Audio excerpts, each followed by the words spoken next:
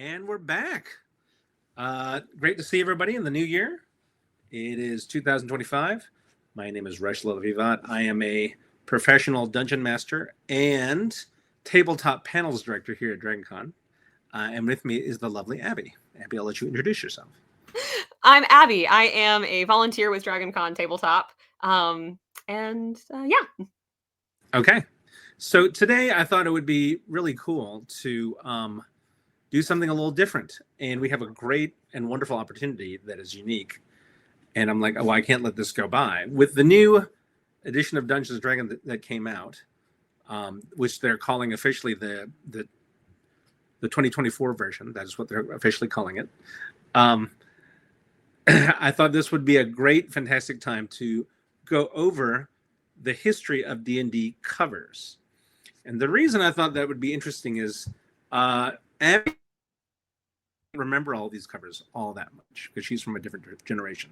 Your first edition of D&D was what? I forget if I played 5 or 3.5 first.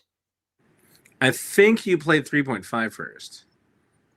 Well, because I played Pathfinder first, and I think I did one shot in 3.5, and then moved on to 5. But I may have started in 5 and then did the 3.5 one shot, and then went back to 5. I don't recall. Okay, but somewhere thereabouts. Thereabouts, yes. Right. So this is a fantastic opportunity. So what I just want to do is just get your reaction, Abby, to a lot of these covers, and then I want to fill in a little bit of historical information, but mainly it's just to get your reaction to these covers. So for some of you, this will be nostalgia bait, but also what'll be kind of cool is it's like showing Star Wars to someone who's never seen Star Wars before, right? It's like, well, what do you think? You know, it's hard. It's difficult to get that unfiltered opinion about a lot of these things. So especially because, well, I will tell you at the end why, the real reason why I'm doing this, but it's best saved for the very end. And some of you probably already know. But let's go ahead and start with, all right, this is the first cover of Dungeons & Dragons. I just want to get your opinion on this. What do you think of this? It's a little plain. The text looks a bit Western, which is not what I associate with fantasy Dungeons & Dragons. It looks like a zine rather than a or I guess the full-blown mega game that D&D has become. That is amazing that you said that, because that is exactly how this started. Mm-hmm. As a zine. It's very, very humble beginnings. Right. So do you know, so this is what I'm so curious about. Oh my God, price $10. Yeah. Give me more. I want that. Well, back then that would have been actually kind of pricey, right? Yeah. $10 in the 70s. No, but that's exactly how Dungeons & Dragons started out, was a zine. Do you know much about chainmail and that whole scene? No. Okay, no problem. I think I know about the armor chainmail. Oh, okay. Dungeons & Dragons started out with the chainmail system. The chainmail system was a war game. There was no role-playing. It was just knights and archers fighting, and the rules were kind of similar to Dungeons & Dragons. And the way it slowly evolved into Dungeons & Dragons was, okay, my knights invade this fort. Well, can my knight cut the rope that holds up the drawbridge? Yeah, you can do that. Oh, okay. Can my knight make a huge fire to make it look like the castle that we invaded and took over is actually on fire when it's not? Okay, sure, why not? So that's how the role-playing started. It started with people they started instead of my sword man kills your sword man, they started adding elements of pretend and simulation, right? Which is I did know that it started as a war game. I just didn't know what system that war game was. Right. So if you looked back at the old chainmail, you would see a lot of things that you would recognize, like armor class, hit points, damage, and that sort of thing. And so when they had Dungeons and Dragons, once they started adding that element of pretend to their war game, they were like, could we have elves instead of knights? Could we have like halflings instead of knights? That sounds like something I would say. Can we have elves? Right. And so that's why in the original D&D, elf was a class, right? Oh, I didn't realize that. Yeah, in the original D&D, elf was a class. Dwarf was a class. Halfling was a class. And dwarf, that's why, we'll see why later, why dwarves couldn't use magic for a long time, that sort of thing. I kind of like I like the idea of them being classes, especially if you are trying to emulate Lord of the Rings, which I know is also part of where this kind of started and its earliest inspirations, which I mean, duh. But yeah, I mean, that makes sense that you would be an elf archer, a dwarf fighter, a human ranger, a la Aragorn. Like, it would make sense that that would be an all-encompassing class. Right. So, so that's the original cover, and again, it started kind of as a zine, and it just took off. It just caught like fire. And while Gygax was the main guy who did the wargaming stuff, Arneson really brought in a lot of the what it means to be a DM. He used to have a 3-ring binder that he put up like a DM screen that had all the rules and stuff like that on it. So it really was a joint venture between the two of them. All right, so I want to get your opinion on this cover. Or hold on, I see the issue. There we go. All right, can you see that? Yeah. Yeah, that's very charming. Okay, tell me about it. Please respond to this. What do you see? How do you feel? The art style is, of course, very dated in that very 80s aesthetic. Okay, and it's interesting to see like the reflection coming off of, or not the reflection, but the highlights and the light reflecting off the dragon scales. The fact the dragon has red scales and blue wings. The wizard looks like Mickey Mouse in Fantasia. You're totally right with the hat. And so you see, this is why I wanted to bring you on here. I've seen this so many times. A lot of these details now, like, I don't respond to them anymore. Right. Yeah. I will say the style of this and how busy the overall like scene is, it does feel a little bit like an I Spy image. Like what an I Spy image? Like, what do you mean? Like, you know, those I Spy books, or maybe it's yeah. Where you spot the differences between the two things? No, it's like maybe it's not what I'm thinking of. But it's these very busy images, and you have to find like the items in a single image. So you'd be looking for, you know, like a bunch of pigs in what doesn't really look like it should have any pigs in it at all. Gotcha. Okay, cool. Very cool. So what is kind of fun about, so D&D took off, obviously, just like I told you. And much of the reason that took off was because we started as a war game, but now we're starting to use our imaginations. Like, I'm thinking of Magic Eye. No, I know exactly what you're talking about. That's what I'm thinking of. Gotcha. Magic Eye books. Gotcha. We can use our imaginations. We can, instead of being, before it was like, I hit you or you hit me. I move this far and I try to shoot you.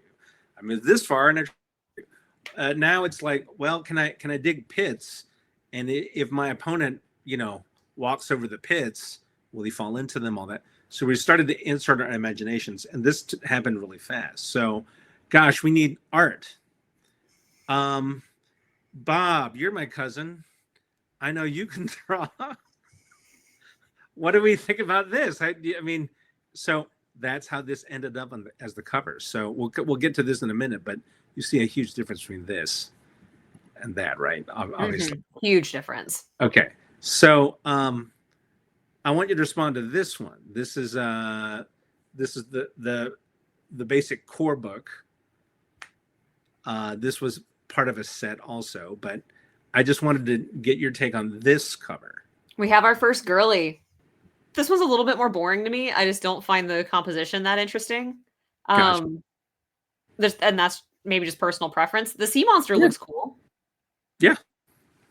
But this one, as we can see, the the layout is getting a little bit better, right? We instead of like just, hey, there's a cover, we have borders. Mm-hmm. The font is a little bit cleaned up. The art is a little bit cleaner. It doesn't look like I just called my cousin to go do something. It looks a little bit more professional. Now let's get to the Metzer set, but that was done by Frank Metzer. Mm-hmm. This one obviously is, well, I mean, yeah, it's obviously very different. But I want you to respond to this for me. What do you think about this one? I think the font is starting to lean away from the more Western style. Like, it still has a lot of similarities to the previous ones, but it starts to look more fantasy and less Western. The other thing is that the image starts to resemble, I think, more what we think of as the classic D&D cover. What would that be, the classic D&D cover? Well, you have your red dragon and your little fighter. And I think for just D&D is red to me. Interesting. Okay, so wow, really neat. Mm-hmm. That's really cool. And of course, you see the logo up there. Yes. So what is interesting about this, to give you some historical context, Frank Metzer, when he released this box set, it really had a lot of story in it. It had a village, it had an adventure you could go on. It was very clear that the characters you made were characters in a story, and that you were going to craft the story together. Whereas before, the only way you could pick that up from a lot of the editions of D&D, the story element, I mean, was kind of like in between the lines. If you didn't know anything about the game and just picked it up, you would not necessarily see it as a narrative game. But this really added a lot of those narrative elements, like, hey, there's a setting, there are characters, there are NPCs you can talk to. Here are the choices clearly made out for you. And also, it's not just a dungeon. There's like a little bit of a setting there. So a lot of people credit Frank Metzer as being, if Gary Gygax and Dave Arneson created D&D, then Frank Metzer was the third guy. Mm-hmm. So that is why this edition is so famous. And the artwork is iconic, but that part of the reason it's iconic is because that edition or that volume of D&D that came out was so popular, right? So now we're going to move ahead to. Well, I think that shows with the dragon. The dragon has a lot more motion in it, and it's still evil looking. Like, let's not get that twisted, but it does have more personality than the previous dragons on the covers. That's a really good point. Yeah, the motion, like you were saying, starts all the way back there and comes all the way up. It's just a masterful piece of artwork. Heck, it's on my wall, right up there. It's just a masterful piece of artwork. A classic sword and sorcery sort of painting. Yeah, it's not just the motion, the look of the dragon, the evilness, but the fact that the motion of the forward motion of the fighter here is forward, and they meet in the middle. They're going to clash. You can't see his face, which is actually even better because it's supposed to be a game about you. So it could be anybody's face kind of thing. Right. So yeah. All right. Now we're going to go to the AD&D, Advanced Dungeons and Dragons. And tell me about this. Respond to this one for me. Really going with a different direction here. Okay. Let me see. What's going on in the bottom? Is that like a lizard? This is a dead lizard or dead monster, yes. Yeah, okay. I don't really know what's going on in this one. Okay, but respond to it. Okay, so you're not sure what's going on. Can you make a guess? Looks to me like maybe there's cultists and that poor lizard is the sacrifice to a statue. That's what it kind of looks like to me. Okay. Yeah. This one doesn't fit for me. All right, no problem. Or no, maybe they're trying to take the eye out of the statue. I don't know. Right. There's an adventuring party at the bottom. Can you see my cursor there? Yes. Okay. There's an adventuring party in the bottom. They've just killed a monster, and they're about to steal the gems out of the eyes of this demon statue. And behind them is another party that's sneaking and taking the gems out of the statue before they can get to it. That sort of thing. Or you might be like, maybe these two thieves are part of their party and they're doing that after they've killed the monster. Either of those two is viable. The reason I asked you, and I just was like, hey, just respond to it, and I love your response, is, and this tells us a lot about the D&D community. For many people, this is the iconic cover for D&D. Many people love this. It is well beloved, so much so that this demon statue guy, you can get him printed out in a lot of different forms and have him as a paperweight or on your shelf, or even I've seen it used a lot as a dice tower. That's pretty funny. You put your dice in his little bowl that he's holding. Yep, exactly. You put it in his mouth and it falls out in a little bowl. This is on a ton of T-shirts. So I am so glad that you had the response you did, because you're viewing it without the nostalgia glasses. Yeah, it just doesn't hit for me. No, that's no problem. But what I think is so neat is to see it through different eyes, right? Mm-hmm. If it were me and another D&D veteran, I'm sure we would have like rave reviews of this one, right? And like have all these things that we would have to say about it and talk about how wonderful this is, because it's through this lens of nostalgia. Now, what was compelling for me, just really quick, when I was little and saw this cover, even though it wasn't my favorite either, but what I found compelling about it was, hey, look, there's a demon on the cover. I mean, yeah, it's a statue, but this was the sort of thing like, oh, mom and dad better not see this, right?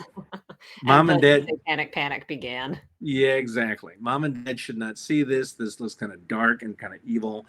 What was fun about D&D was that it was not written for kids. It was written for adults. Like if you tried to go back and read a lot of these manuals, they read like stereo instructions, right? They're very matter of fact. They're cut and dry. And so, but for a kid, it was like, okay, you've busted out a manual of how to create your own radio. And even though you're not supposed to be able to make your own radio, you are figuring out how to do it. And so that actually had it made it more attractive and more alluring for younger people, because it was like, oh, this is something that adults do, but we're not supposed to be able to do it. And so that was all part of it, right? The cover is dark. We're not supposed to be reading it. The fact that it's not well written for a beginning reader made it even more like, well, now I have to understand it. It's I have to acquire it. Here's the second printing for Advanced Dungeons and Dragons. Now, what do you think about this one? It's the wizard from Fantasia. Right. I like the color. I like that this is blue, because I'm, again, like D&D is so red to me in my brain, so I kind of like this this blue. I like what's happening with the magic. With Sorcerer Lady a few covers back, she just kind of had like a green ball and that was it for the magic, but this is spiraling and like entangling the bat, which I think is kind of neat.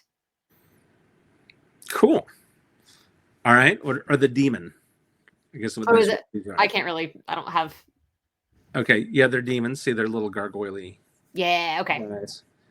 This is by Jeff Easley, who is one of the most iconic artists for D&D ever, because he did so much work for D&D over the years, and especially starting from the early 80s, late 70s on up.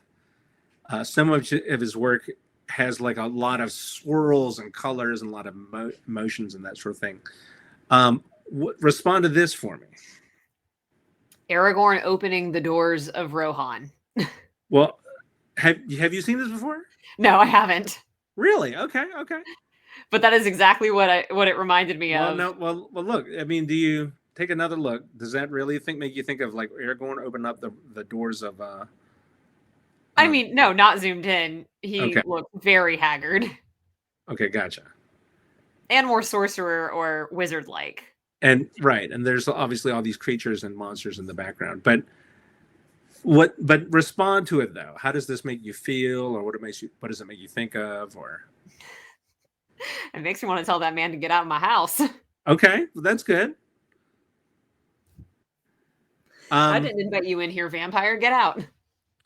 well, this is the Dungeon Master's Guide as opposed to this player's handbook. Right. So obviously, hey, you're the Dungeon Master. You're going to be the keeper of all the secrets and that sort of thing. Also by Jeff Easley. You are the one opening the doors to your friend's adventure. Right. But they could have made the Dungeon Master not look so grim. But okay, that's interesting. See, because I like that. For me, I really like the fact that it's dark and it's grim because you're controlling all the bad guys and the monsters, and it's also like, hey, this guy is opening the door for all the secrets. That's why he's got the key. And that's why I like that. I personally respond to this cover a great deal because it actually has something to do with what the guides. This is the Dungeon Master's Guide. Well, the artwork actually has to do with what you're going to be doing and what the game is about, right? As opposed to say this, what like you were saying. What are you going to be doing? What it's not quite clear. Even this, like, what are you going to be doing in the game? What does this have to do with, if anything? Okay, a wizard is one class out of possible many, but this one, this is it tells a story of what you're going to be doing and what the game is about. Yeah, that's another. Yep, it's interesting that you say that the DM at this point is mostly controlling the monsters. And I think the imagery here is kind of indicative of how the GM's role has shifted over the decades. In that, like, at this point, most of what they were controlling were the monsters and the bad guys. And now I think there's a much heavier emphasis on role play with NPCs than in past iterations. And so to me, the GM here, the Dungeon Master looking so haggard and grim and dark, doesn't really compute with how I even see myself as a GM. Wow. And now we see a lot more GMs being in these kind of bright blues, and a lot of them have like their eyes covered by either like a hood or a wrap around their eyes, a la Justice is Blind or whatever. That is really cool. What a cool response, and how indicative of the times we live in. That's awesome. That is very cool. I'm very curious to see what you think about this one. This is Advanced Dungeons and Dragons 2nd edition. I don't know why the horse is on chicken legs, but I do like that it's like galloping. Right. Okay. What do you think of it as a cover for D&D? This one doesn't really feel D&D to me. This kind of reminds me more of like He-Man or She-Ra. I don't know. No, I agree 100,000%. It's tickling a different part of my brain than the D&D part of my brain. Okay. I agree very much. I'm not going to go over this very much because I've always hated this cover. I don't hate it. It's just not. It's not. This is so funny. I've played this edition of D&D more than any other, and I actually love this edition very much. But I've always hated this cover because Did you ever get like a textbook sleeve so you didn't have to look at it? Oh God, yes. Not because I didn't want to have to look at it, but my D&D book was falling apart so bad. Ooh. That I made a cover for it. But the reason I hated this was not that the art was bad, was because I'm like, this doesn't tell you anything about D&D. This could be historical fiction. It could be, like you said, He-Man and She-Ra. I'm not clear that this is a fantasy universe. I mean, this could be the wing. That really popular fantasy author from like the 80s. Is it Pratchett? There's a bunch, but Pratchett is one. Yes. But it's kind of looking like a Pratchett cover or a Sanderson, like an older Sanderson cover. Oh, okay, I gotcha. Or something like that. I think that's what's like tickling my little brain right here. I'm actually okay fantasy with that. novels. I'm okay with that, and I'm actually okay with the artwork itself. I just always hated this being attached to D&D because I'm like, this is not what D&D is about. Now, what do you think about this one? This is, again, the 2nd edition. It was a new printing, and just a reorganization of the book. Can we zoom in a little on this one? Yes.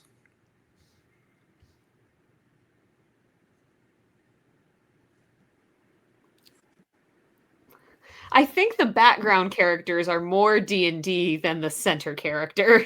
Sure, yeah. Not unsurprisingly, the fighter or fighting person is always up front. They're supposed to be the iconic one. And how do you like this one compared to this one? Because they're the same edition, just different printings. I like the AD&D one better. This one? Yeah. Okay, why? Because that feels more like adventure to me. Okay, and then this one feels like what? It looks like they busted down the door and struck a pose. Okay, all right. I've always hated this one too, mainly because look at this guy's. Speaking of which, look at this guy's pose. Look at his right. arm. It's just like it. I'm not quite sure what it's doing. So, and his body is twisted in a very strange way. Yeah. I've never enjoyed this cover at all. So I hated this cover and I hated that cover. Yeah, the center figure in that really throws off the motion aspect of this image to me. And like I said, it looks like they busted down the door and struck a pose the way that someone would pop out of a cake. Sure. I mean, I don't disagree. All right, what do you think about this one? I'm very curious as to what you think about this. It's pretty. It looks like a tome. I would like to have that on my bookshelf. Wow, cool. However, I would like it to be actually gilded and metal. Right, sure. Of course. Of course. For me, having played D&D since its inception, this was extremely striking because if we just very quickly look at these, D&D had always had a brilliant artwork on the cover. And let me give you some historical background. D&D second edition lasted a long time. It was a long-lasting edition of D&D. And by the time we were done with second edition, we were very tired of and sick of the system. And it's a very archaic system. There are a lot of things that don't make sense and that sort of thing, but it's still fun. I'm not going to get too far in the weeds on that one. But so to go from years and years and decades of artwork to going from no painting on the cover, but we're going to make it look like this cool tome. This was a very, very attractive to me, and I loved it. And they proceeded to, this is why I have this, all the other books of the line continue to have that sort of tome look. And what I have always loved about this edition of D&D, if you open the cover, the pages are slightly yellowed with a little bit of line to make it look like some kind of adventurer's journal. That kind of thing. So that made me respond to it even more because now the book was actually telling me a story. And this marks, in my opinion, the resurgence of D&D. Second edition was okay. It did pretty well, but then there were some struggles towards the end. And a lot of it was in response to the Satanic Panic. Let me ask this question. Yeah. With that new edition, did wizards or spellcasters in general get more attention? In third edition? Like from second to third, did they get improvements or more attention in their mechanics? That would be it's difficult to say like yes or no on that. I would say that there's a complicated answer to your question. They got spellcasting got reworked, and that's when the third edition is the first time you saw a sorcerer. Okay, before there were no sorcerers. Also, a lot of the magic got reworked, but at the same time, in third edition, they worked really, really hard to make the fighter more relevant. So why do you ask? Well, because the cover, especially looking at the previous ones and, what I remember of the current covers is either very fighter focused or very ensemble focused. And this to me feels like a company's way of basically rebranding to say that we're giving the spellcaster more attention. Interesting. Because it looks like a spell book. It does kind of look like a spell book. Yes, I agree. I don't think that the spellcasters got more attention, but this was a big rebranding. This was the third edition is also when Wizards of the Coast had acquired D&D. and this was their first pass on it. And I like it. For me, this is when D&D made a huge resurgence because people finally got over the Satanic Panic. I mean, second edition, one of the reasons it came out was they replaced all demons and devils. They struck all references to demons and devils out of the edition, and they renamed them to Beatsu and Tanari, weird alien creatures. And so this was coming out of the Satanic Panic, and we're going to call them demons and devils again. And this is when D&D made a meteoric rise, and then it's been doing pretty well ever since. Except for here, I want to know what you think about this one. This is 4th edition. So this resembles the art that I found in Pathfinder, and I think that the art in Pathfinder is very iconic and very interesting to look at. So I actually quite like this. Okay. Yeah, cool. You like this because of that, or like what specifically do you like?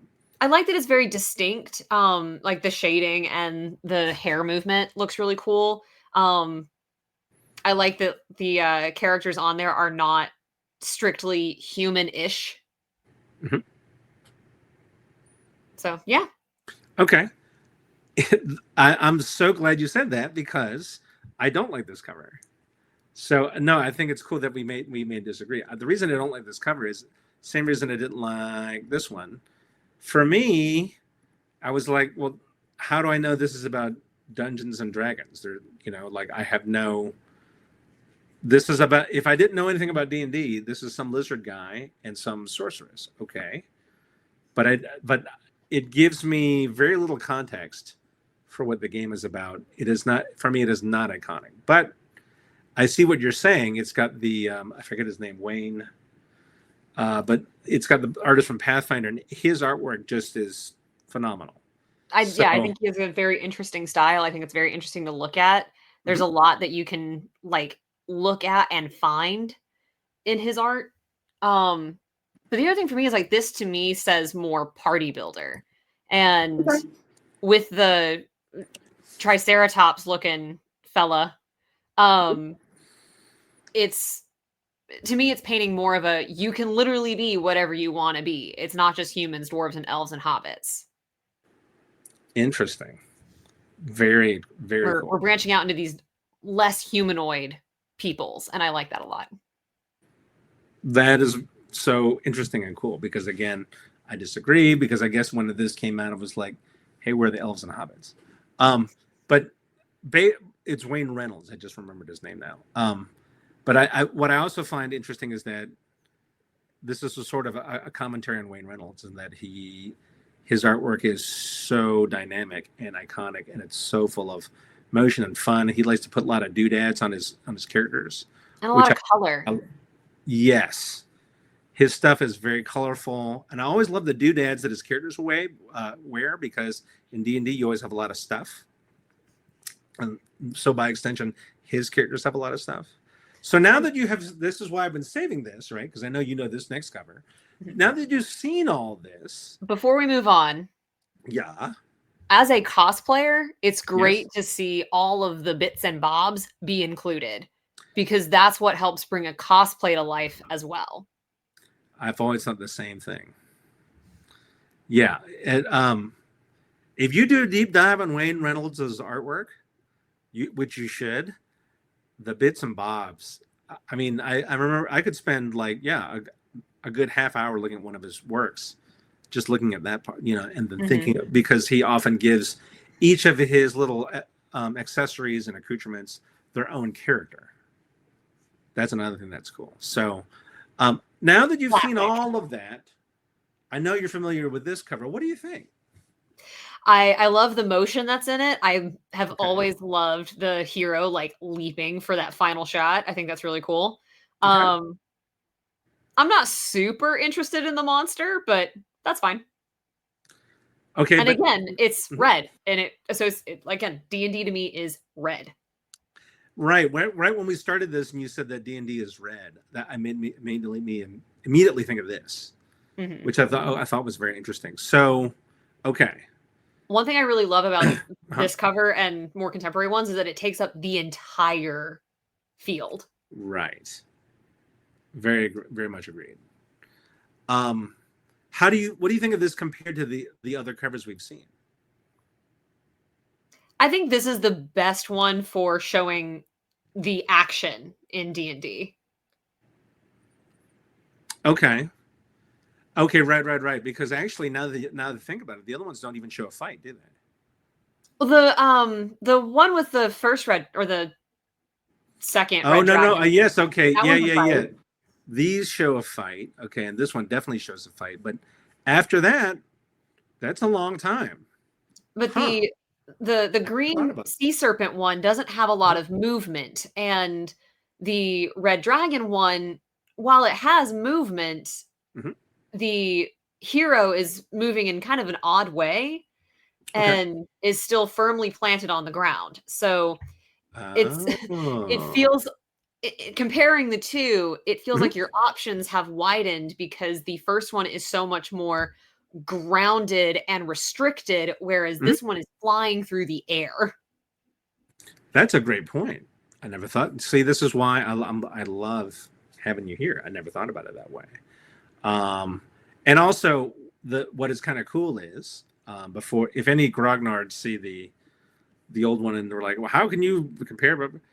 What this cover stands on the shoulders of all the other covers that have come before it. Very true. And I think that's very clear, like because of all the things you just said. They're like, okay, let's take D&D off the ground because hey, characters can fly. Let's make sure the poses are as athletic and as natural as possible. All that stuff. Yeah. And what I've always loved about this too is that if you open the back of the cover, I don't have that up, but the picture continues. So now, again, it takes up the entire field. Have you actually seen this? I've not. Okay, this is the latest cover. Okay, so this is the very latest cover. What do you think? Well, let's zoom in a little bit. Sure.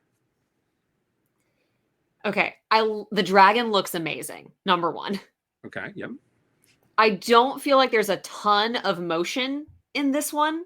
Okay. It does feel mostly like the party is lying in wait, holding their action, if you will. Could be because there are these things right down here. Right. Yep. But I do love the diversity of these different characters that we see. One has a helmet and a cape, and one of them's using magic. One has an axe, two have swords, but it's a one-handed versus a two-handed. I think there's a lot going on. It's really focusing on the party builder, and I think where we've gotten with D&D, which is, why am I playing this? Well, because you want to spend time with your friends. Yeah, I could not agree more. Some people, and the dragon looks so good. The dragon does look great.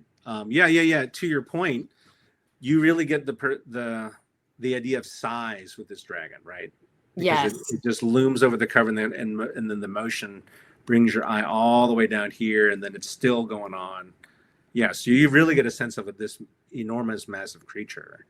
But this is, for me, this is my response. This is my favorite cover of them all. I mean, some people may not like the 2024 edition. That's fine. But for me, this cover actually encapsulates what it is to play D&D. There's a party. There's a bunch of different characters. Hey, look, there's a dragon. There's fighting. There's magic.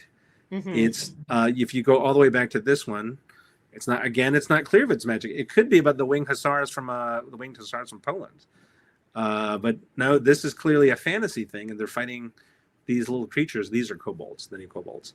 But anyway, the one thing I would change on this cover is that the words player's handbook kind of take up a little bit too much space. Okay. So compared to the Dungeons and Dragons and the rest of it. Sure. That is the only thing I would change. But I do find myself kind of getting distracted from the picture when my eye gets drawn to the words player's handbook. What I think is interesting too is that I am sure, because I have seen behind the curtain on a number of these things, is that they spent a good long time with the font and the placement of it, where the titles were going to go. I am very certain that was carefully decided. So I'm sure it was driving them mad trying to figure out where to put it. Sure. absolutely. So I think that's what's interesting is like, hey, this is our best shot. What do you think? You know, and you can like it or not like it.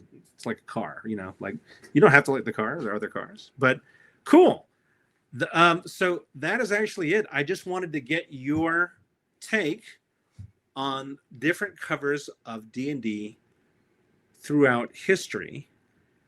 And I'm so glad because I didn't know how many you had seen or not seen. And because of a lot of this was raw and fresh for you, we could actually look at them and compare them without the fog of nostalgia.